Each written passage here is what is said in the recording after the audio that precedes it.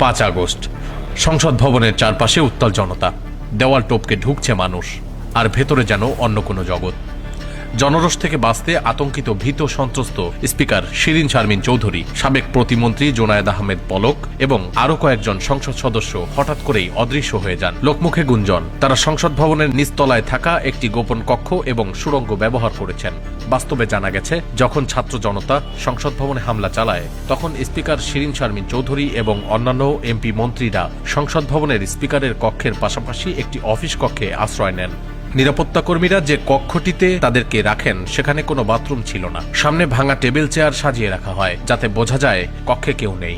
প্রায় 8 ঘন্টা ছোট একটি কক্ষে সবাই আটকে ছিলেন। এক পর্যায়ে পানির অভাবে স্পিকার অসুস্থ হয়ে পড়েন।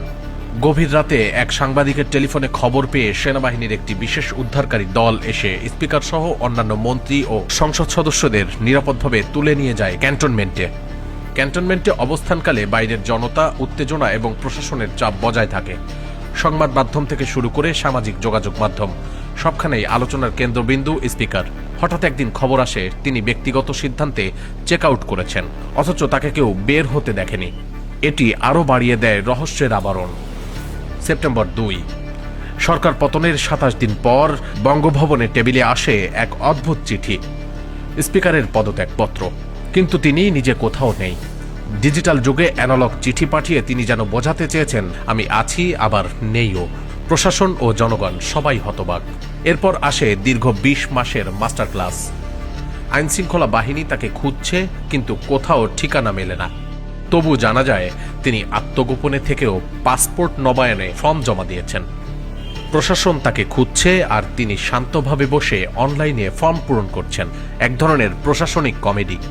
সবচেয়ে অবাক প্রশ্ন হল, ডক্টর ইউনূসের অন্তর্বর্তীকালীন সরকারের সময় স্পিকার শিরিন শারমিন চৌধুরী কিভাবে এত নিরাপদ আশ্রয়ে থাকতে পারলেন? সরকারি নজরদারি, প্রশাসনের খোঁজ, সবকিছুকে ছাপিয়ে তিনি ছিলেন এক অদৃশ্য ছায়া। এপ্রিল 6, 2026, ধানমন্ডির পরিচিত বাসভবন, রাত 4:30। হঠাৎ দরজায় কড়া নাড়ল ডিটেকটিভ ব্রাঞ্চ। সাবেক স্পিকার তখন গভীর ঘুমে। তিনি জেগে উঠলেন, নিজেকে মানসিকভাবে প্রস্তুত করলেন গ্রেপ্তারের জন্য। 20 মাস পর শেষ পর্যন্ত তিনি গ্রেপ্তার হলেন। সেই সুড়ঙ্গের রহস্যময় যাত্রা শুরু হয়েছিল সংসদ ভবনের নিচে, শেষ হলো ধানমন্ডির নিজের বিলাসবহুল বাসভবনের ড্রয়িং রুমে। সাবেক স্পিকারের চেহারা দেখে বোঝা যায় দুশ্চিন্তার কোনো ছাপ নেই, শান্তময়, যেন একেবারেই অসহায় বা আতঙ্কিত নয়। তবে আগের চেয়ে অনেক শুকিয়ে গেছেন। প্রশ্নগুলো রয়ে গেছে, এই 20 মাসে তিনি কোথায় ছিলেন? কিভাবে প্রশাসনকে ফাঁকি দিলেন? নিজের বাসা থেকে গ্রেপ্তার হওয়া কি ছিল বোকামি, নাকি গভীর কোনো পরিকল্পনার অংশ? সবচেয়ে বড় রহস্য, এতদিন ধরে অদৃশ্য থাকা একজন রাষ্ট্রীয় ব্যক্তিত্ব কিভাবে পুরো দেশের নজর এড়িয়ে চললেন। Hasanuzzaman, Khulna gazette, desk report.